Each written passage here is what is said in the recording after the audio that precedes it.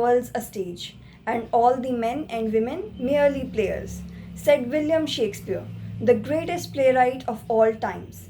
But the question is, who determines the play we play? Is the referencing in the form of we inclusive? Is the play an equal or just or fair representation of all the players involved? Hi there, I'm Lucky Kaushik and I'll be exploring the spaces where women play a role, but to an extent yet unknown, or shall I say to an extent yet unmeasured and acknowledged.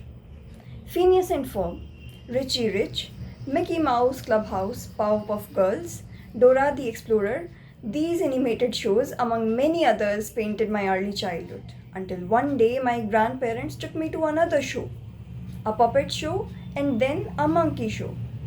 I was in awe of the performances. Little did I understand the story that was told. But I came face to face with the brand new knowledge that, funnily enough, I could tell my friends when I meet them in the evening for playing our usual hide and seek when the lights went out in the entire community. Now, what did I learn? I learned that the puppets were not alive, like cartoons, Sesame Street, where I could see them talking.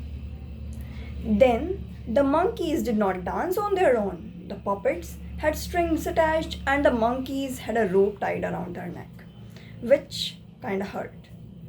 The strings and rope traced back to the hands of an old wise man, and he was the one running the show and the story.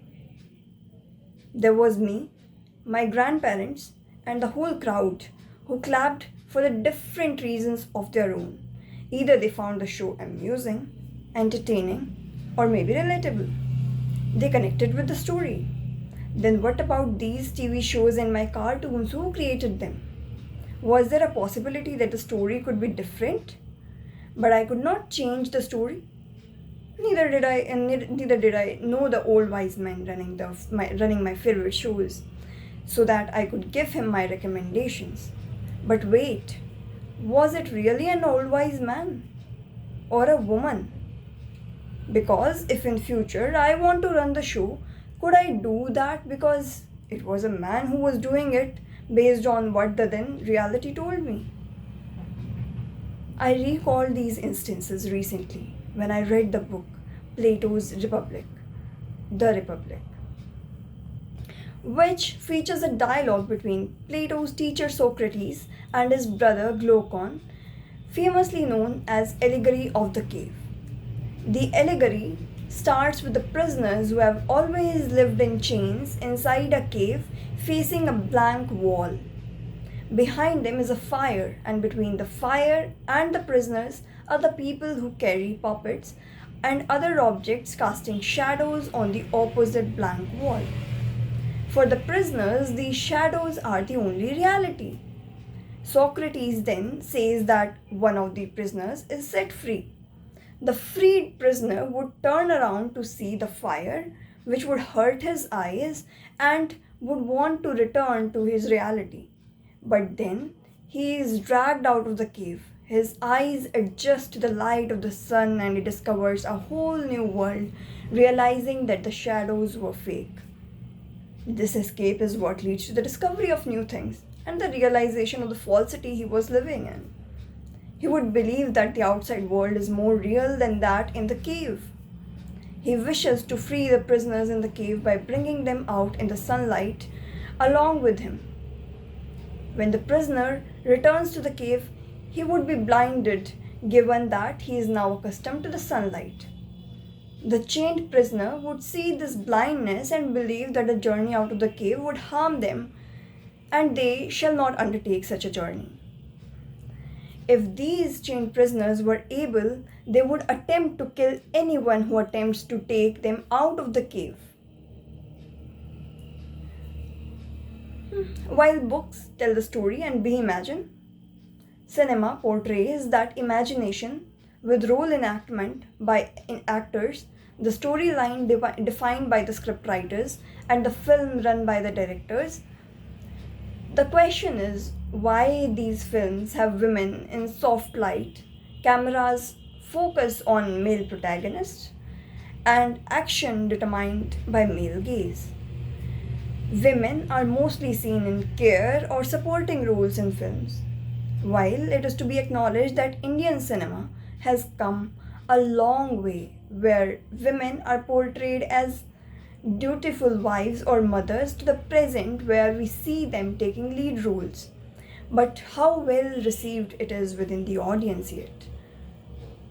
Are those chained spectators able to see the reality? Or do they want to see the reality? The women have started sharing the center stage now, but these films are not yet well received by the audience. Films like Wonder Woman and Mary Kom have shown women in powerful, successful, and heroic roles. Why did it take so much time to reach here? And how far do we have to go? There have been less women in directors or producer roles, and ones who are they have been succumbed to the industry pressure and are following the trail of serving the male gaze.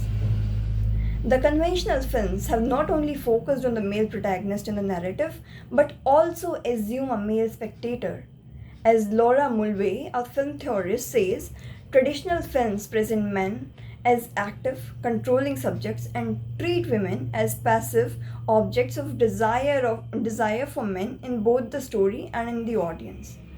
Such films objectify women in relation to the controlling of male gaze, presenting women as image or spectacle or men as the bearer of look.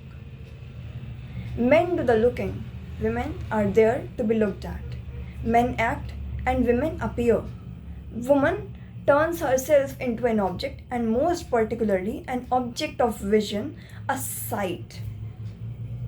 Why are women not the spectators in their individual rights? Why are women not the actors in their individual narratives? Why do storylines with male lead need a supporting female character in the films where the role is not required to convey the story but only to satisfy the majority of spectators?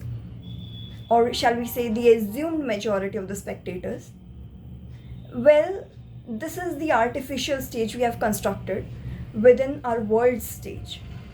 On the world stage, or shall I say reality, we see women are not regarded as full moral agents. We see men predominate in academia, such as philosophy, or in the workplace. On the other hand, on the world stage, reason is valued over emotion. The implication being that the characters realize that certain groups of people are then left out and seen as less capable. While in cinema, the strings are in the hands of directors and the story is defined by the scriptwriters, the world stage is not a puppet show.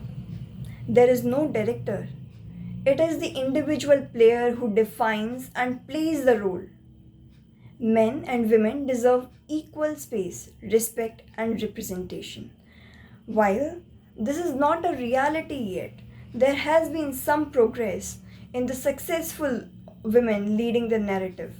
The Bechdel test is one such measure of the representation of women in film and other forms of fiction, where at least two women are featured speaking to each other about something other than a man. We need to be responsible spectators and actors. The cinema also needs to shift focus from mere entertainment to purpose and acknowledge the diversity of spectators. The cinema needs to reflect the present reality and the future progress, harnessing positive change in the society. Although, in Anne Marie's words, women still can't have it all due to a variety of variables. Can we ensure that we catalyze the process to make it a possibility? Can we let loose the chains we bind ourselves in and open ourselves to the bigger picture and narrative? Can we ensure that the tools are in right place to ensure better representation and fair play? Since it ain't no game but gamble when play isn't fair. Though we cannot be picture perfect, can we be real?